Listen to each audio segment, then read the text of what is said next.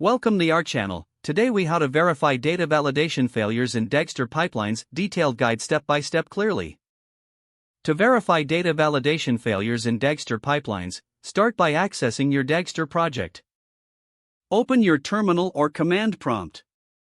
Navigate to the directory where your Dagster project is located. Run the Dagster UI using the command Dagster UI. This will launch the Dagster web interface in your default browser. Log in to the Dagster UI if required. On the left sidebar, select the pipeline you want to verify for data validation failures. Look for the most recent execution of the selected pipeline. Click on that execution to view the execution details. Scroll down to the logs section within the execution details. Review the logs for any error messages related to data validation. Identify any warnings or errors that indicate a data validation failure.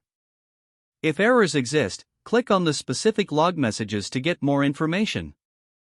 Take note of any specific input or output definitions that failed validation. Return to your code editor and open the relevant pipeline definition file.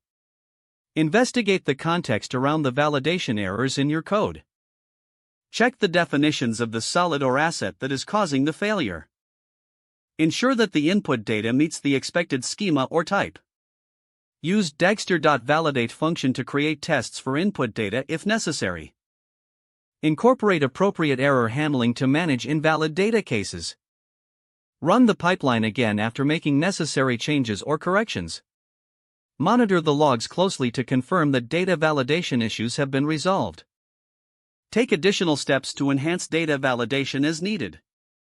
Document your findings and changes for future reference.